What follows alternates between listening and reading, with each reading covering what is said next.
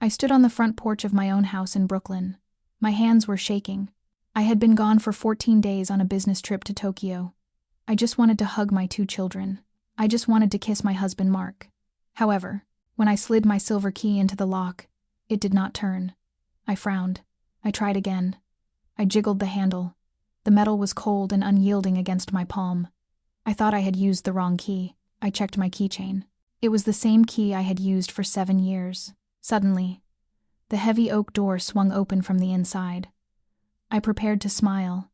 I prepared to say hello to my husband. But the words died in my throat. I stopped breathing. My heart slammed against my ribs like a trapped bird. A woman was standing in the doorway. She was wearing my favorite blue silk robe. She was wearing my diamond earrings, and she had my face. She had my green eyes. She had my small scar on the left eyebrow. She had my dark hair tied back in the exact messy bun I wore every morning. She looked at me. Her expression was a mix of confusion and fear. It was the exact expression I would make if a stranger was on my porch. She screamed. She turned her head and shouted for Mark to call the police. She yelled that a crazy woman was trying to break in. I was paralyzed. I tried to speak, but my voice was a broken whisper. Then Mark appeared behind her. My husband, the man I had loved for 10 years. He looked at the woman in my robe. He put a protective arm around her waist. He looked at me with cold, angry eyes. I stepped forward. I reached out my hand. I begged him to look at me. I screamed that I was Sophie. I screamed that the woman in his arms was a fake. Mark did not blink. He pushed me back with a rough shove. He shouted at me to get off his property. He accused me of stalking his family. He claimed he had never seen me before in his life. Then, I heard small footsteps. My 6-year-old son Leo ran into the hallway. He was holding his teddy bear. I fell to my knees. I called out his name. I opened my arms for a hug. Leo looked at me. Then he looked at the woman in the blue robe. He ran past me. He buried his face in the woman's stomach. He called her Mommy. The woman stroked his hair. She looked down at me. And for 1 second, her terrified mask slipped. She smiled. It was a small, cruel, triumphant smile. Sirens wailed in the distance. They were loud. They were getting closer. Mark had called the police before I even knocked. They were waiting for me. 2 police cruisers screeched to a halt at the curb. Officers with drawn weapons ran up the driveway. They did not ask questions. They grabbed my arms. They forced me face down onto the concrete porch. I felt the cold steel of handcuffs snap around my wrists. I screamed that they were making a mistake. I screamed that my identity had been stolen. Mark stood in the doorway. He held the imposter's hand. He told the officers to take me away. He told them I was a mentally unstable fan who had been harassing them for weeks. He handed the officer a restraining order. A document with my name on it, dated 3 days ago, while I was still in Japan. The officer dragged me toward the patrol car. I looked back one last time. The door was closing. The woman who stole my life lifted her hand to wave goodbye. The sunlight flashed on her ring finger. She was wearing my wedding ring, the vintage emerald ring my grandmother gave me. I was not just locked out of my house. I was locked out of my existence. And as the police car door slammed shut, I realized the terrifying truth.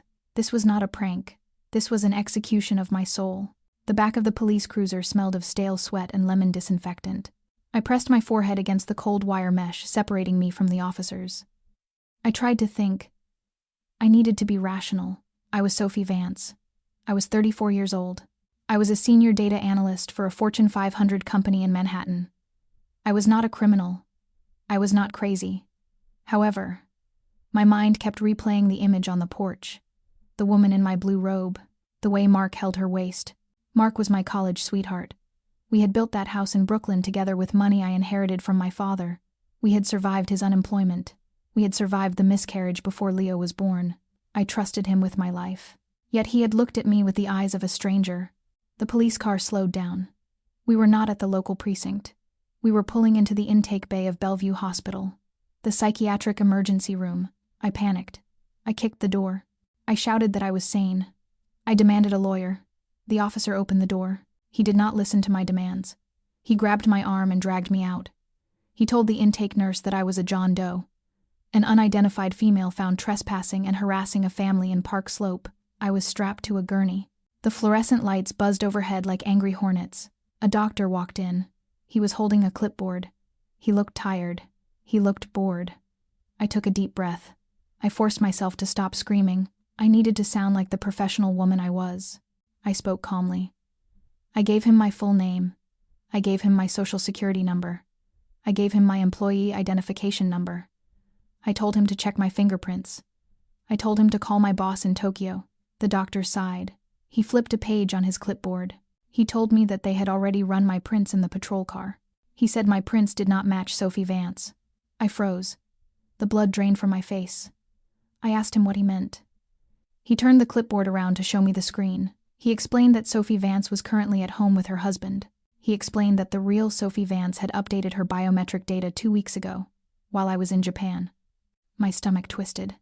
This was not just a replacement. This was a digital assassination. Someone had hacked the government database. Someone had overwritten my existence. I looked at the doctor. I begged him to look at my face. I told him I had a scar on my eyebrow from a childhood bike accident. The doctor leaned in. He shined a penlight in my eyes. He nodded. He noted that the woman in the file also had that scar. He noted that many stalkers undergo plastic surgery to look like their victims. He called it a severe case of Capgras delusion. He said I believed I was someone else so intensely that I had altered my appearance. Then, 2 orderlies walked in. They were large men with thick arms. One of them was holding a syringe. I struggled against the leather straps. I realized the magnitude of the trap. Mark knew I was coming home today. He knew exactly when my flight landed. He had timed this perfectly. He had spent the last 14 days replacing me while I was across the ocean. I remembered the phone calls we had while I was in Tokyo. Mark had sounded distant. He had said the connection was bad. He had avoided video calls. Now I knew why. He was training the replacement. He was teaching her how to be me. The orderly rolled up my sleeve. The needle pierced my skin. A cold liquid flooded my veins. My vision began to blur. The sounds of the hospital faded into a dull roar. I tried to hold on to a thought. I tried to hold on to the image of my son Leo. But the darkness was heavy. It pulled me down. Just before I blacked out, I heard the doctor speaking to someone in the hallway. A familiar voice answered him. It was Mark. My husband was here. He was thanking the doctor for his help. He was signing the commitment papers. He was authorizing my indefinite detention in the high-security wing. He spoke with a shaky voice. He sounded like a heartbroken husband dealing with a mentally ill wife, but I knew the truth. I heard him ask the doctor one final question. He asked if I would ever be allowed to leave. The doctor said no. Mark replied with 2 words that chilled my blood. Good, he said. Keep her safe. I fell into the black void. I was alone. I was erased. And I was trapped in a nightmare designed by the man I loved. I woke up in a box of white leather. My head throbbed. My mouth tasted like copper and old ashes. I tried to move my hands. I could not. Thick canvas straps bound my wrists to the metal frame of the bed. I was in isolation. Room 402. I counted the tiles on the ceiling. 112. I had been staring at them for 3 days. Or maybe it was 3 weeks. Time did not exist in this room. Only the buzzing of the lights and the screaming of other patients down the hall. Suddenly, the heavy steel door clicked. It swung open with a hydraulic hiss. A nurse walked in. She was a large woman with cold eyes and hands that smelled of rubbing alcohol. Her name tag read Nurse Miller. She did not look like a caregiver. She looked like a prison warden. She placed a plastic tray on the small metal table. It was a cup of water and 2 blue pills. She told me to swallow them. I refused. I pressed my lips together. I told her I was not sick. I told her to call the police again. Nurse Miller smiled. It was not a kind smile. She leaned close to my face. Her breath was hot on my ear. She whispered that the police were not coming back. She whispered that my husband Mark had been very generous with his donation to the hospital wing. She told me that Mark wanted me to be comfortable. But he also wanted me to be quiet. I froze. The truth hit me like a physical blow. This was not a government conspiracy. This was not a simple identity theft. This was a paid imprisonment. Mark had bought my insanity. He had paid this woman to keep me drugged until my brain turned to mush. Nurse Miller grabbed my jaw. She forced my mouth open with bruised fingers. She shoved the pills down my throat. She poured the water in until I choked and swallowed. She patted my cheek. She told me that tomorrow was a big day. She said the doctor approved the new therapy. Electroconvulsive therapy. To erase my delusions permanently. She turned to leave. She checked her pocket. I saw a flash of blue plastic. It was her keycard, the master key to the ward. It hung from her belt on a retractable cord. I watched the card swing back and forth. Left, right, left, right. An idea formed in my hazy mind. A dangerous, desperate idea. I stopped struggling against the straps. I let my body go limp. I closed my eyes. I let out a soft moan of defeat. Nurse Miller paused at the door. She looked back. She saw a broken woman. She saw a victim who had given up. She laughed softly. She told me to get some rest. She said I would need my strength for the shock treatment in the morning. The door slammed shut. The lock engaged. Click, clack. I opened my eyes in the darkness. The drugs were starting to kick in. My limbs felt heavy. But my mind was sharp. It was sharper than it had ever been in the boardroom. I knew I would not survive the shock therapy. If they fried my brain tomorrow, Sophie Vance would truly be dead. The imposter would win. Mark would win. I looked at the strap on my right wrist. The leather was old. The buckle was rusted. I began to twist my hand. I rubbed the skin against the metal until it bled. I did not feel the pain. I only felt the rage. I had 12 hours until morning. I had 12 hours to break a leather strap. I had 12 hours to prepare for Nurse Miller's return. She thought she was coming back to drag a vegetable to the treatment room. She was wrong. She was coming back to meet the real Sophie Vance. I began to pull. My wrist bone crunched against the restraint. Blood trickled down my arm. I pulled harder. I was not a data analyst anymore. I was an animal in a trap. And I was willing to chew off my own paw to get free. It was exactly 6 a.m. The heavy steel door hissed open. I lay perfectly still on the bed. I kept my eyes closed. I regulated my breathing to mimic deep sleep. My right hand was free under the thin white sheet. It throbbed with a dull, hot pain, but the adrenaline was stronger than the pain. Nurse Miller walked in. Her rubber soles squeaked on the linoleum floor. She hummed a low, tuneless melody. She was happy. She enjoyed her work too much. She placed a bite guard on the metal tray. She prepared the sedative syringe. She leaned over me to check the restraints on my left wrist. She exposed her neck, instantly. I surged upward like a coiled snake. I wrapped my bleeding right arm around her thick throat. I squeezed with every ounce of rage in my body. Nurse Miller gasped. She thrashed. She clawed at my bandages. She tried to reach for the alarm button on her belt. I did not let go. I pulled her backwards. I slammed her head against the metal bed frame with a sickening crack. She went limp. She slid to the floor like a sack of wet laundry. I did not waste a second. I stripped off her white uniform. I put on the scrub pants and the oversized tunic. They smelled of stale coffee and cruelty. I tied my hair back in a tight bun just like hers. I took her keycard. I took her car keys from her pocket. I walked to the door. I paused.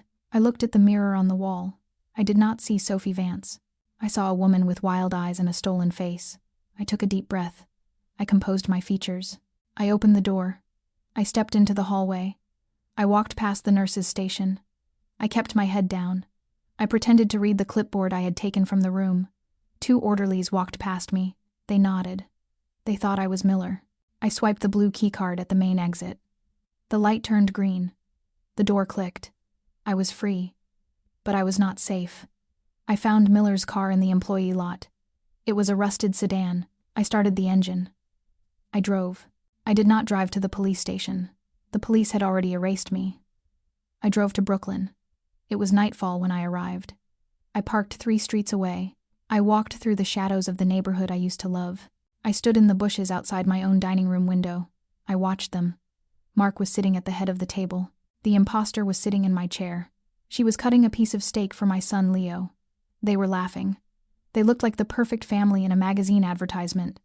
It made me sick. It made me want to scream and break the glass.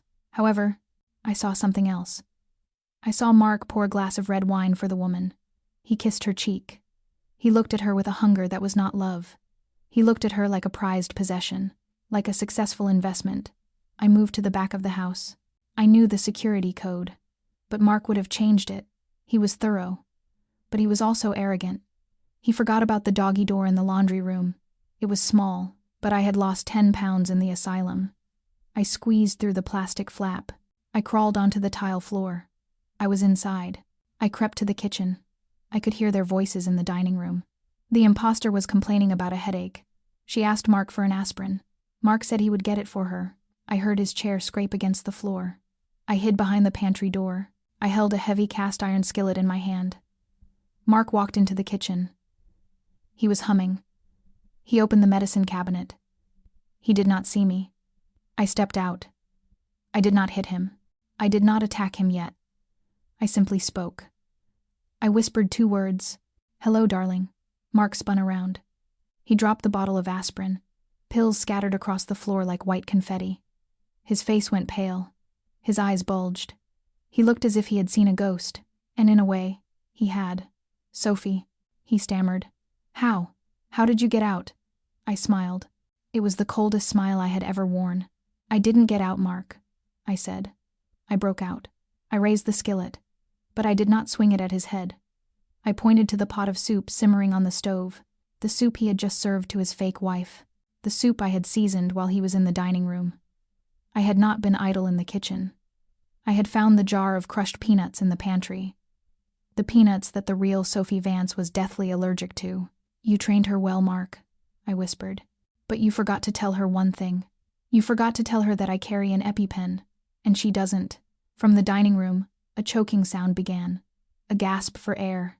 The sound of a throat closing up. The imposter was dying, and Mark was standing in the kitchen with the real Sophie Vance.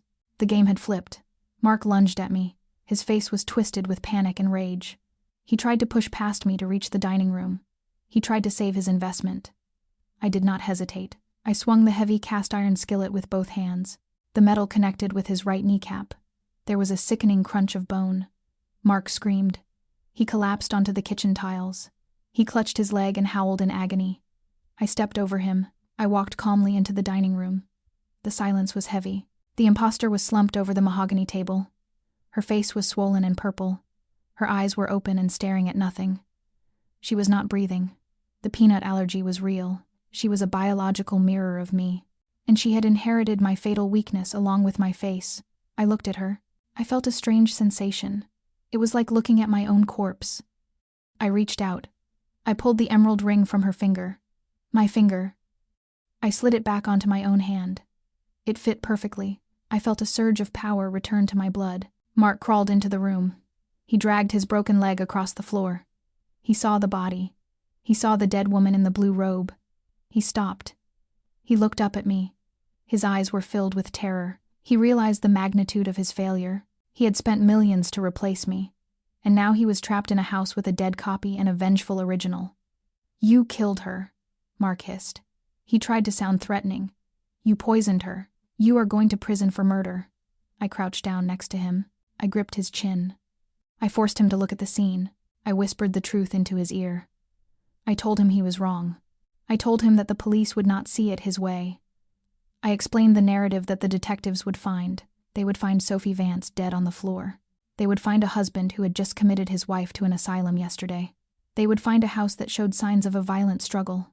I stood up. I kicked a chair over. I swept the wine glasses off the table. They shattered against the wall. Red wine splashed onto Mark's white shirt. It looked exactly like blood. I picked up the skillet.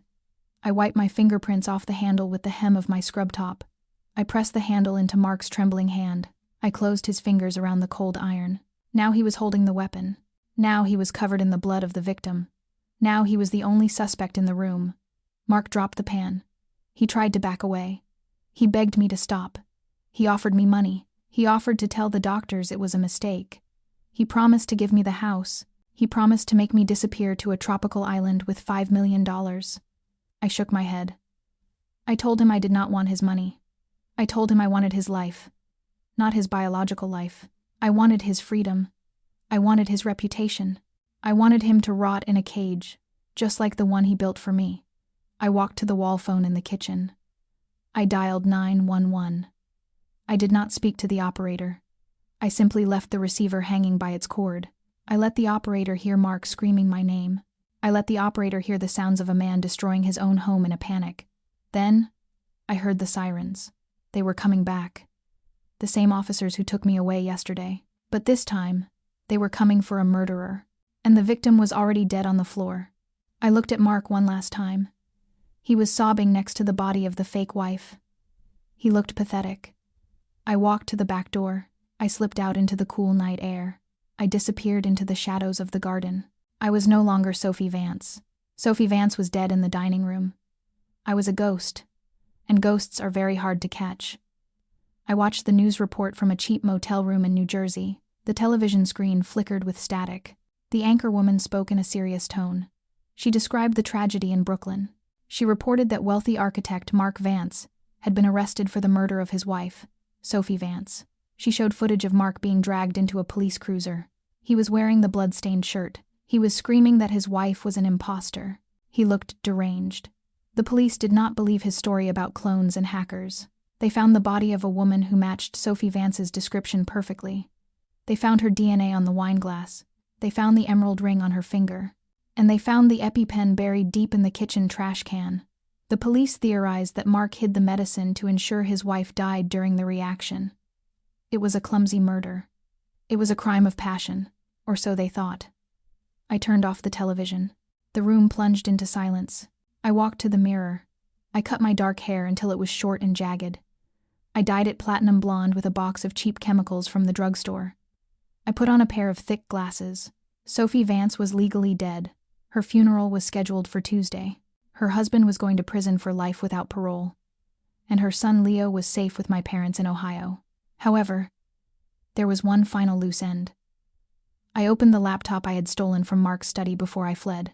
I accessed the Cayman Islands banking portal. Mark thought he was the only one who knew the account number, but he forgot that I was a data analyst. He forgot that I handled the household finances for a decade. I entered the password.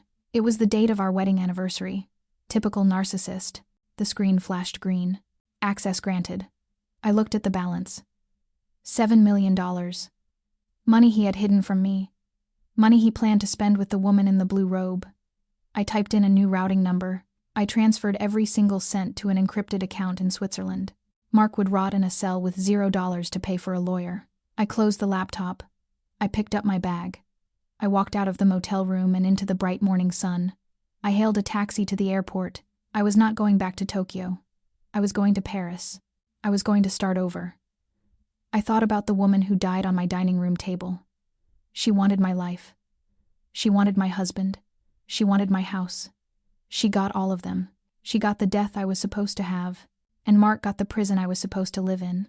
I rolled down the taxi window. The wind hit my face. It felt cold and clean. Mark tried to replace me with a perfect copy, but he made a fatal error. He forgot that you can copy a face, you can copy a voice, but you can never copy a survivor. I smiled at the driver in the rearview mirror. He asked me where I was headed. I did not hesitate. I gave him a destination, and for the first time in 2 weeks, I did not have to lie. I was free.